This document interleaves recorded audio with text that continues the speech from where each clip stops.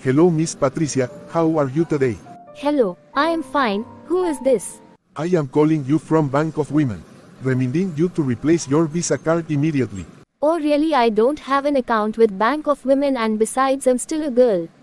No, how can you still be a girl when you have an account with us? Your account is connected to all your transactions.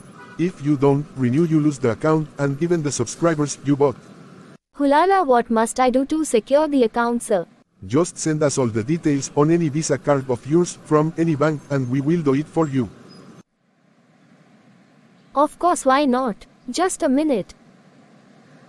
There you go, have you seen? Oh yeah, just give me 5 minutes to verify. Okay sir, let me know if you need anything else. But madam, why are you very stupid like a fool? The details are not accepting. Oh sorry, I think there was a mistake. Let me send you more card details. Okay, but don't make errors next time. Okay, have you seen? Let me check. Details still wrong. Maybe you come pick the card. I will send it through the post office in 5 minutes, including location details. Do you need anything else? Okay, just send. There you go, I have sent. Okay, let me come pick it. How to annoy a scammer. Let me read more tips. Are we almost there?